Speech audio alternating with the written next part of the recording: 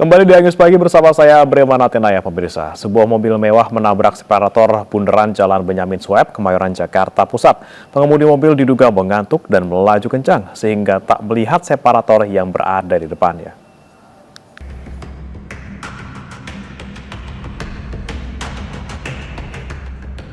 Beginilah kondisi mobil mewah menabrak separator bundaran Jalan Benyamin Sueb, Kemayoran, Jakarta Pusat. Kencangnya benturan membuat mobil berwarna hitam ini ringsek pada bagian roda kanan depan. Kecelakaan ini bermula saat mobil mewah berplat Jakarta ini melaju dari arah Ancol menuju Kemayoran dengan kecepatan tinggi. Diduga sang pengemudi ngantuk saat berkendara. Kencangnya laju kendaraan membuat pengemudi mobil tak melihat separator bundaran yang berada di jalan ini. Pas saya lewat itu udah rame, mobil tabrakan tunggang dari arah Ancol utara kencang. Itu nabrak apa sih, Bang? Nabrak trotoar, kayaknya lagi ngantuk. Petugas derek yang tiba di lokasi langsung mengevakuasi mobil mewah ini dan dibawa ke unit Laka Lantas Polres Jakarta Pusat. Kini kasus kecelakaan ini ditangani unit Laka Lantas Polres Jakarta Pusat. Dari Jakarta, Miftahul Gani, Anyus melaporkan. Seorang pengamen wanita yang menggendong anak balitanya menangis ketakutan saat terjaring razia penyandang masalah kesejahteraan sosial di kawasan Cempaka Putih, Jakarta Pusat. Sejumlah manusia badut dan manusia gerobak pun tak berkutik diamankan petugas.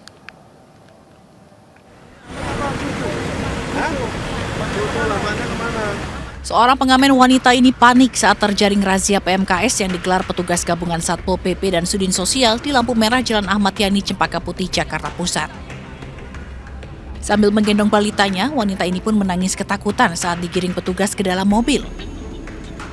Manusia badut yang ada di sekitar lokasi juga tak luput dari razia. Bahkan beberapa di antaranya sempat kabur dan sembunyi di warung. Target selanjutnya adalah manusia gerobak. Satu persatu manusia gerobak yang tengah beristirahat langsung dipaksa dan dimasukkan ke dalam mobil patroli. Pada razia kali ini petugas berhasil mengamankan 16 PMKS dari beberapa lokasi. Dari Kecamatan Senen dapat 7 tadi gerobak, manusia gerobak, dan di Kecamatan Cempaka Putih juga 7, dan ada badut tadi 2. Dibawa ke panti sosial, Kedoya. Razia PMKS ini akan terus dilakukan, nantinya mereka akan diberikan keterampilan untuk mengurangi angka kemiskinan di ibu kota. Dari Jakarta, Rani Sanjaya, iNews melaporkan. Viralnya video Bupati Lebak Iti Oktavia Jayabaya yang menegur wartawan saat mewawancarai beberapa pejabat dari Balai Besar Wilayah Sungai Ciujung, Ciliman, dan Cidurian atau BBWSC3 beredar luas. Iti meminta wartawan jangan terlalu banyak bertanya.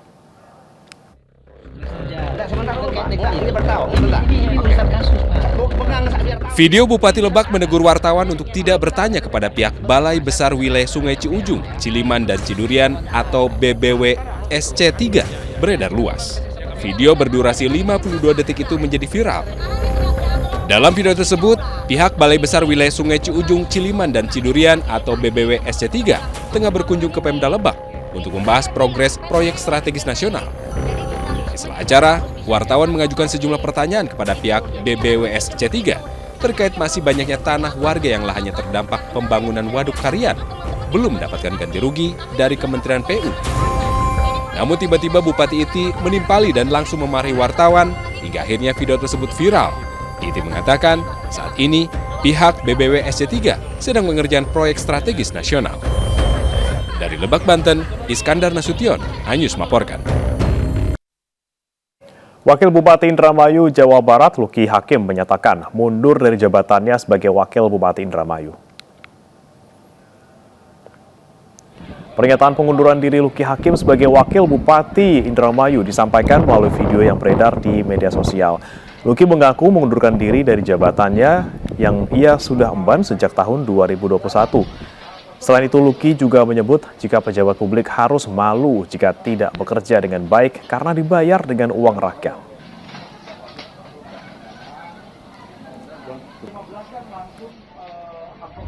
Ya, ini bakalan jadi buruk buat saya tahu. Mungkin saya akan dianggap cengeng atau lemah atau apa, tapi bagi saya nggak apa-apa, justru seharusnya pejabat itu menangis malu kalau misalnya pejabat itu nggak bekerja dengan benar.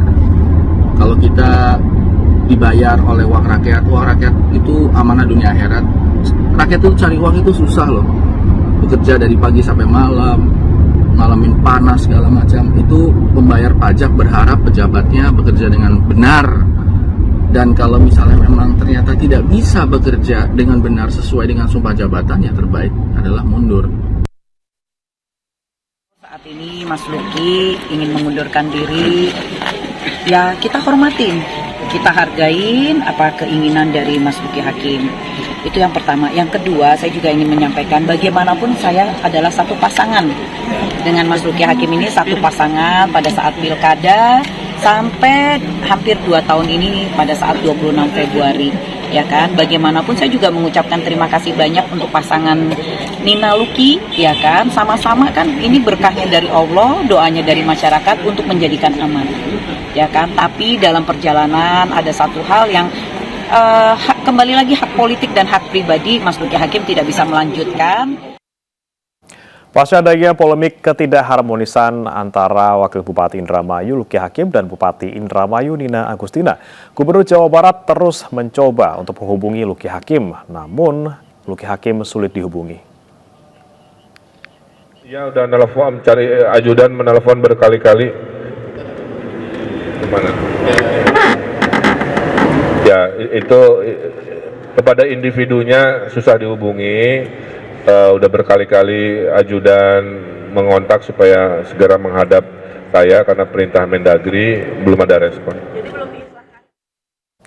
Relawan Jokowi yang tergabung dalam Jokowi Mania Nusantara atau Joman menyatakan dukungan kepada Prabowo Subianto untuk maju dalam Pilpres mendatang. Kini Joman berganti nama menjadi Prabowo Mania 08.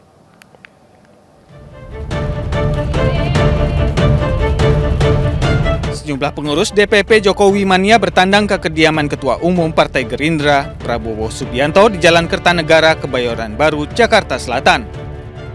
Kedatangan pengurus Jokowi Mania ini untuk memberikan dukungan kepada Prabowo Subianto pada Pilpres 2024 mendatang. Atas dukungan tersebut, Jokowi Mania berganti nama menjadi Prabowo Mania 08. Jadi mereka menyatakan telah mempelajari tulisan-tulisan saya, mempelajari pidato-pidato saya, pandangan-pandangan, menyatakan ingin mendukung saya untuk maju, meminta mandat dari rakyat Indonesia untuk meneruskan perjuangan Pak Joko Widodo tahun 2024, dan saya merasa sangat dihormati, saya merasa sangat dibesarkan jiwa saya, moral saya, energi saya merasa dengan dukungan mereka saya tambah muda 23 tahun. Sementara itu, ratusan petani dan masyarakat di Kabupaten Bondowoso menyerukan dukungan kepada Puan Maharani untuk maju dalam Pilpres 2024.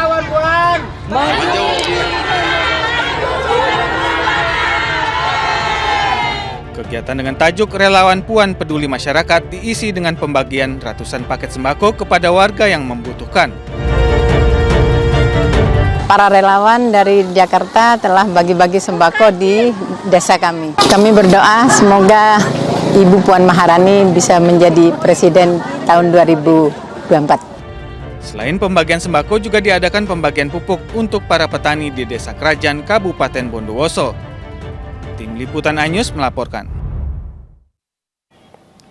Mengantisipasi kenaikan harga cabai, relawan di Kabupaten Bandung, Jawa Barat menggelar pelatihan menanam pohon cabai. Sementara relawan di Purwakarta, Jawa Barat membuat produk kreatif untuk menambah penghasilan keluarga.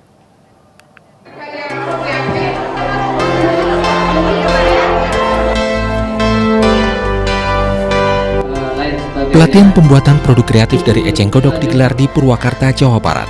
Seiring perkembangan zaman, eceng godok sebagai tanaman pengganggu memiliki nilai jual yang cukup tinggi. Jika diolah secara benar, eceng gondok dapat menjadi produk kreatif yang unik dan laris di pasaran. Relawan Sandiaga Uno Fans Club menjadikan eceng gondok sebagai salah satu alternatif penghasilan tambahan keluarga dan melahirkan lapangan kerja baru.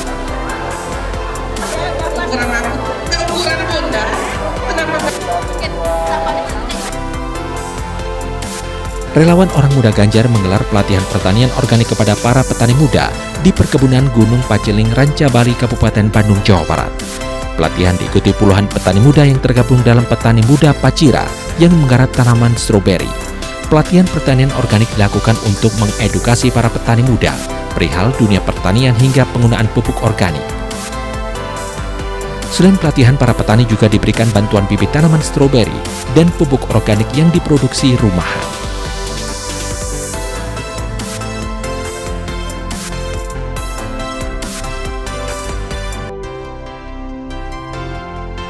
Mengantisipasi harga cabai naik jelang Ramadan, relawan Ganjar menanam ratusan pohon cabai di kawasan Pasar Minggu, Jakarta Selatan. Selain penanaman pohon cabai, juga digelar pelatihan untuk puluhan warga agar bisa budidaya pohon cabai. Kegiatan program petik masak ini pun mendapatkan respon positif dari warga. Warga berharap edukasi yang mereka terima dapat membantu masyarakat menghadapi kenaikan harga cabai di bulan Ramadan nanti.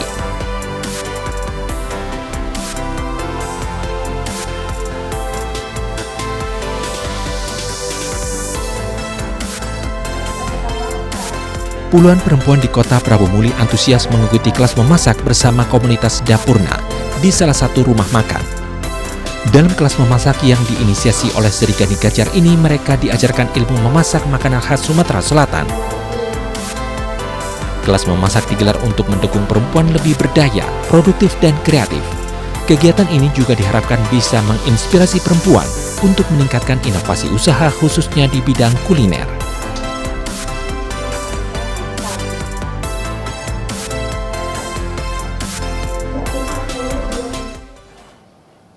Menteri Pertahanan Prabowo Subianto melaksanakan panen raya jagung di Desa Selong Belanak, Praia Barat, Lombok Tengah, Nusa Tenggara Barat. Panen raya jagung ini dalam rangka mendukung ketahanan pangan nasional serta memastikan stok pangan terutama jagung terpenuhi dengan baik. Menteri Pertahanan RI Prabowo Subianto meninjau langsung kondisi masyarakat atau nelayan di wilayah pesisir pantai, Kecamatan Praia Barat, Kabupaten Lombok Tengah, NTB. Prabowo ingin melihat program yang telah dilaksanakan serta memastikan stok ketahanan pangan, salah satunya jagung, aman dan terpenuhi dengan baik. Ketahanan pangan supaya tidak tergantung sama luar negeri. Ya, luar negeri harganya bisa dinaik-naikin. Lebih baik kita produksi di dalam negeri. Prabowo Subianto yang juga Ketua Umum Partai Gerindra menyapa masyarakat sekitar dan memberikan bantuan buku pelajaran kepada anak-anak sekolah. Dari Lombok Tengah, Emma Widiawati, iNews melaporkan. Informasi lain pemirsa, calon jemaah haji di Kabupaten Bogor, Jawa Barat meminta pemerintah untuk mengkaji ulang kenaikan biaya hingga 10 juta rupiah. Hal ini karena Kabupaten Bogor memiliki jumlah jemaah haji terbanyak di Indonesia dengan antrian yang panjang.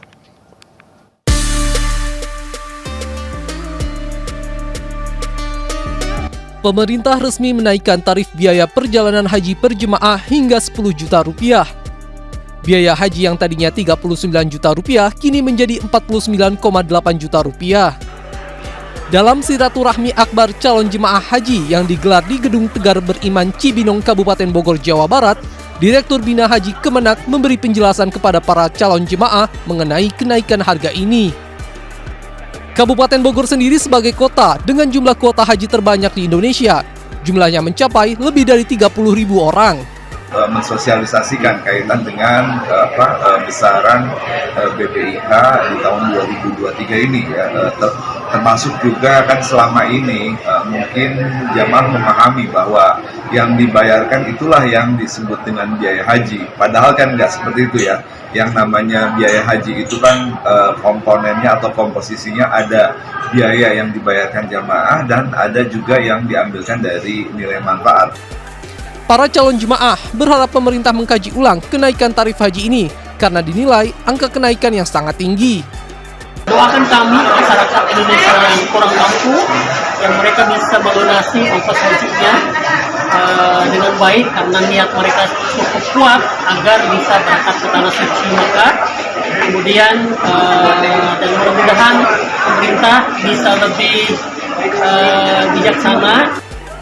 Para calon jemaah haji juga berharap agar mekanisme pembayaran dipermudah agar tidak membebani para calon jemaah kurang mampu. Dari Bogor, Jawa Barat, Wildan Hidayat, iNews melaporkan. Supporter PSIS Semarang ricuh dengan kepolisian di depan Stadion Jatidiri Jumat lalu. Kondisi tak terbendung membuat kericuhan meluas hingga luar kawasan stadion. Insiden ini kembali mengingatkan pencinta sepak bola akan tragedi Kanjuruhan Oktober lalu yang kengeriannya belum hilang dari memori publik. Masuk!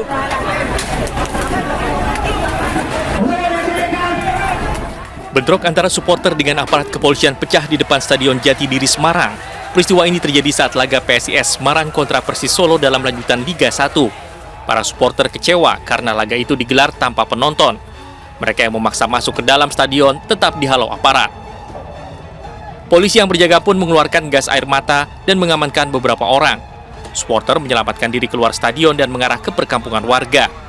Akibat bentrok ini 9 orang luka ringan.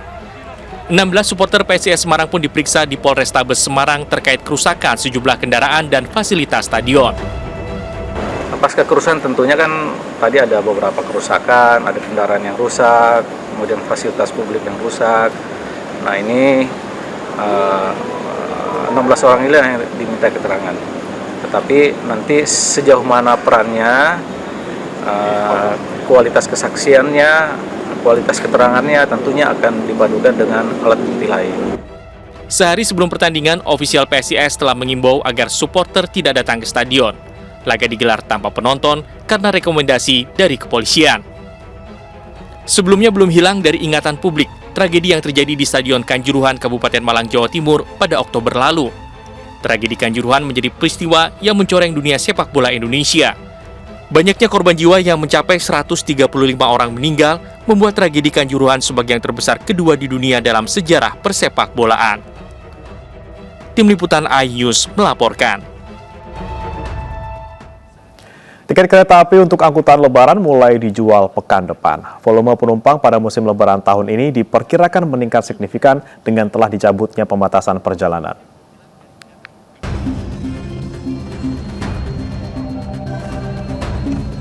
Hari Raya Idul Fitri masih lebih dari sebulan lagi.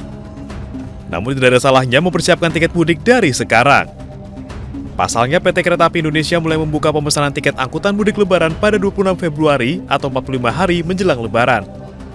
PT KAI memperkirakan volume penumpang kereta mudik lebaran tahun ini akan meningkat signifikan karena telah dicabutnya PPKM dan tidak adanya pembatasan kapasitas angkut penumpang. Ini kami maksudkan agar masyarakat bisa dengan matang merencanakan mudik atau libur mereka pada masa angkutan lebaran nanti. Dan ini juga kami maksudkan dengan adanya penjualan tiket pada H-45 sebelum masa keberangkatan akan meningkatkan layanan kami kepada masyarakat dalam menggunakan kereta api. Untuk mengantisipasi melonjaknya jumlah penumpang, PT KAI meningkatkan sejumlah sarana dan prasarana, mulai dari kondisi jalur, fasilitas stasiun, hingga keandalan SDM. Bagi Anda yang ingin mempersiapkan perjalanan lebih awal, bisa memesan tiket melalui aplikasi KAI Akses atau platform lain yang telah bekerja sama dengan PT KAI. Dari Jakarta, Radi Sanjaya, iNews melaporkan. Buku dan film pendek bercerita tentang pemulihan air serta pelestarian alam dan lingkungan diluncurkan. Peluncuran buku dan film pendek yang didukung oleh Kemenparekraf ini menjadi bagian dari program Saraswati Sewana 2022.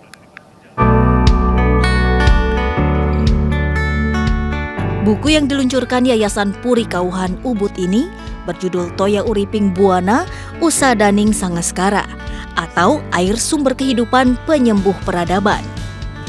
Sedangkan 5 film pendek yang akan dirilis di bioskop di Bali pada awal Maret 2023 merupakan hasil kompetisi bertajuk Purwa Carita Campuhan berjudul Tonya Bindu, Boni Tari Rejang Pala, I Swarnangkara dan Kencang Dari, serta Itundung.